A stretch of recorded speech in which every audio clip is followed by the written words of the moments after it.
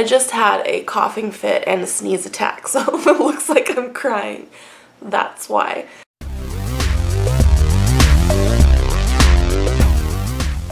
Hey, it's Sue in the restricted section. Today I'm going to do my Underhyped Reads Readathon Wrap Up, which I failed pretty hard at this readathon.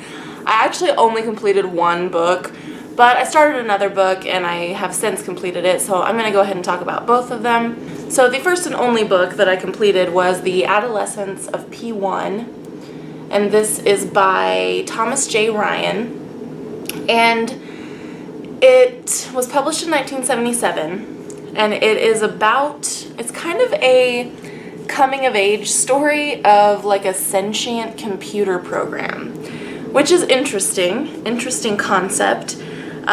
It's also, from what I understand, one of, not the first, but one of the first fictional representations of a computer virus, because that's what this program is. And it's called P1, is the name of the program. And this guy, Gregory, creates it in college, and he kind of forgets about it.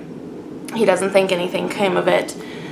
But then years later, as it's spreading, it goes and spreads throughout computers, and it's built to like absorb knowledge.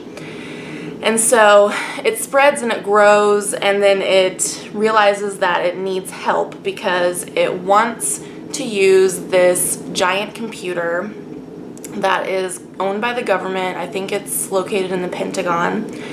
And it wants to use that because, you know, it's really big now and it needs the space. And so it tracks Gregory down and asks for his help. And so they sort of end up taking on the US government in this book. And it sounds like a really cool concept, but I just really didn't enjoy the book very much. There was quite a bit of computer jargon.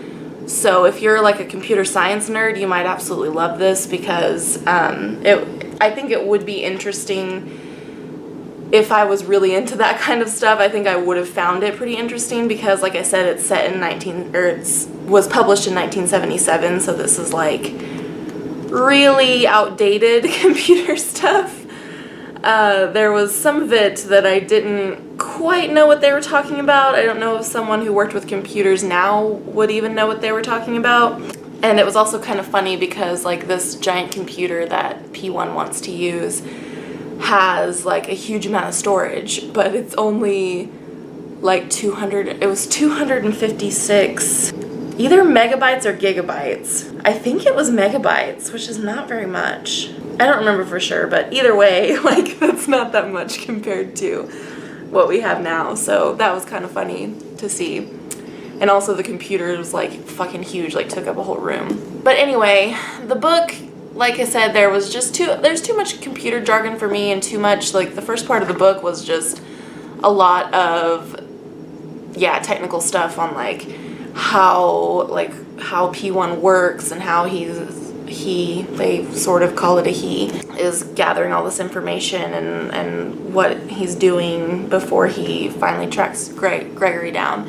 And I didn't really care that much about that part. And then Gregory wasn't a super likable character. He was kind of like, in college, he's like a womanizer, even though he's like this nerdy little skinny pipsqueak. I'm like, and there's really only one female character in this story, and that's Gregory's wife. And while she is an intelligent character, which I did appreciate, she's also highly sexualized. Published in 1977, sexism is kind of expected. But other than that, all around, I don't know, the story was just kind of lackluster for me. It wasn't that interesting. It got kind of interesting at the end to see how P1 kind of develops, and he ends up doing some questionable things that to him, you know, he's just trying to survive. He does what he's got to do. And there's also this weird conversation at one point between Gregory and his wife where, because this is after P1 has done some things that Gregory does not agree with, but he won't leave him, like he still wants to help him. And so Gregory and his wife have this conversation where it's kind of revealed that, like, they both love P1. But then his wife suggests that perhaps Gregory is in love with P1. But then that conversation, like, never goes any further in the book. So I didn't, like, that just seemed out of place and weird. And then the ending was a little kind of predictable, but also there's one phrase at the end, the very last phrase, which is in Pig Latin for some reason. And also, I don't understand why the author chose that phrase. I didn't get it. Maybe I missed something there, but all around, I didn't end up liking this book very much. Unfortunately, I had high hopes because, I mean, it just looked like that cover is just delightfully cheesy. So I was hoping it would be delightfully cheesy, and it had really good reviews on Goodreads for the most part. It doesn't have that many reviews, I think 100 and something. But, yeah, I just didn't like it that much. Like I said, if you're a computer science nerd, you might really enjoy it. But it wasn't for me. I gave it 2 stars. And then the second book that I started during the readathon and then ended up finishing a couple days after was The Heart Does Not Grow Back by Fred Venturini. This book is about a guy who discovers that he can regenerate his limbs and organs, and he discovers this after experiencing something very traumatic when he's in high school. And then you flash forward a few years later, and he runs into this girl that he went to high school with, and she's in an abusive relationship with her husband, and so he just sort of becomes fixated on trying to save her and get her out of this relationship, and he uses his abilities to try and do that.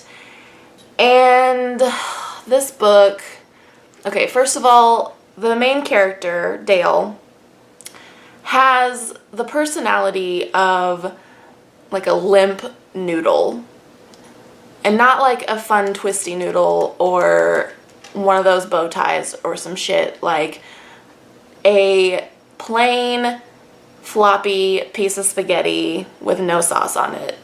That's this guy. Like, the only thing interesting about him is that he can regenerate his limbs and organs, and you never even find out why he can. Like, he Googles it and he's like, well, I guess I'm like a salamander, and that's it. Like, why are you like a salamander? Was your father a salamander? I just didn't give a shit about him. His best friend, Mac, is a complete tool. There's probably not a scene in this book that has Mac in it where he doesn't say something disgusting about women. Not one scene. And I think that, yeah, he's supposed to be really unlikable, but I also think that I was supposed to feel sorry for him by the end, and I didn't. I was like, fuck this guy. Like, he's a douche. And the fact that Dale had no problem with his behavior or the things that he said also made me feel like Dale was a douche. And every woman in this book is just a underdeveloped damsel in distress. And Dale just like gets fixated on these women who he like feels like he needs to save, even though they don't want him to save them. The look I had on my face through most of this book was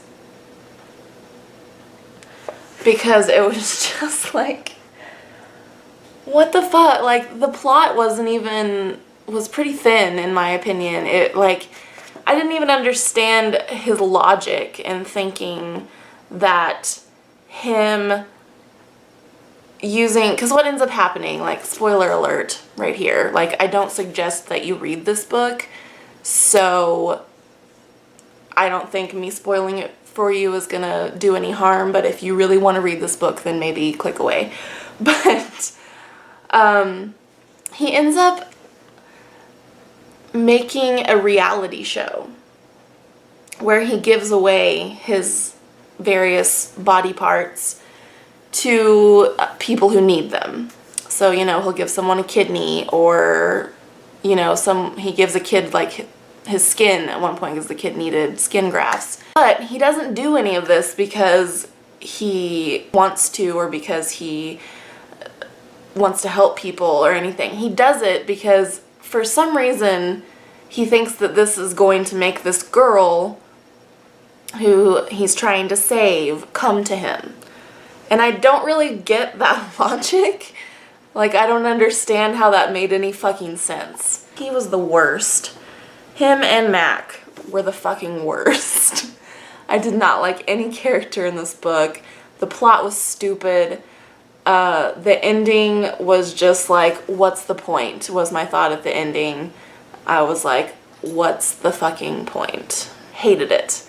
1 star. 1 star from me. So to wrap it up, this book, absolutely 100% do not recommend. I did not like it one bit. Just one of the worst books I've read this year.